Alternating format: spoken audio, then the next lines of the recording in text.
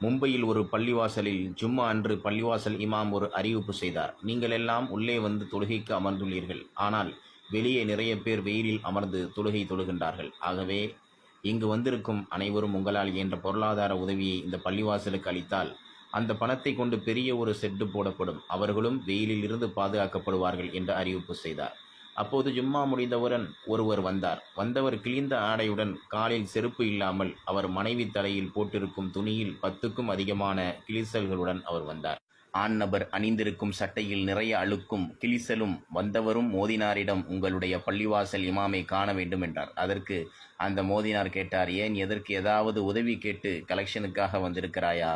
இல்லை, நான் கலெக்ஷன் கொடுக்க வேண்டி வந்திருக்கிறேன். உடனே அவர் ஓடிச் சென்று இமாமை அழைத்து வந்தார்.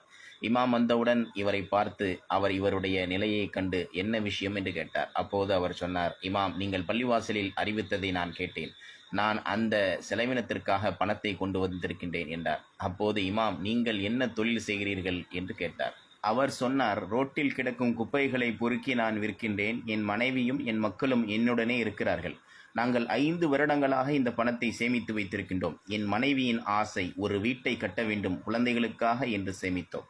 ஆனால் நீங்கள் ஜும்மாவில் அறிவித்த உடனே என் மனைவி கூறினார், வீட்டை விட பள்ளிவாசல் மிக முக்கியம். வாருங்கள், நாம் சென்று அந்த பணத்தை பள்ளிக்கு கொடுத்து விடலாம் என்றார். அதன்படி எங்களுடைய சேமிப்பான 2.5 லட்சம் ரூபாய் இந்த சாக்கில் கொண்டு வந்திருக்கின்றோம் என்று.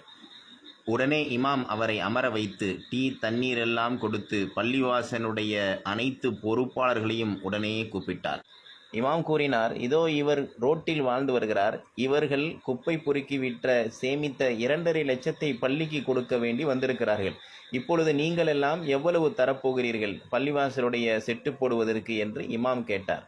உடனே பள்ளி செயலாளர், தலைவர், பொறுப்பாளர்கள் அனைவரும் இணைந்து 10,000, 20,000, 30,000, 50,000 என்று 2.5 லட்சத்தை அப்போதே வழங்கினார்கள். உடனே இமாம் அந்த 2.5 லட்சத்தையும் எடுத்து, இவர் கொடுத்த 2.5 லட்சத்தையும் அந்த உதவி செய்ய வந்தவரிடம் 5 லட்சத்தையும் கொடுத்து, நீங்கள் உங்கள் மனதிற்கு விரும்பியபடி ஒரு வீட்டை கட்டிக்கொள்ளுங்கள் என்று அவரிடம் கொடுத்து விட்டார். உடனே அவர் வாங்க மறுத்தார். ஆனாலும் பள்ளி நிர்வாகமும் இமாமும் அவரை வாங்க வைத்தார்கள்.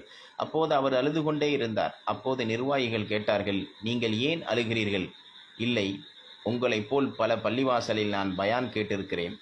அப்போது அவர்கள் பேசும் பொழுது சொல்லுவார்கள், அல்லாஹ்வின் பாதையில் நீங்கள் 1 ரூபாய் செலவழித்தால் அல்லாஹ் அதை 10ஆக்கி தருவான் என்று அந்த வசனம் கேள்விதான் பட்டேன்.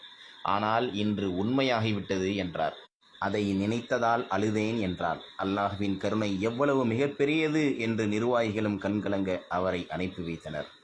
இதுதான் அல்லாஹுடைய உதவி.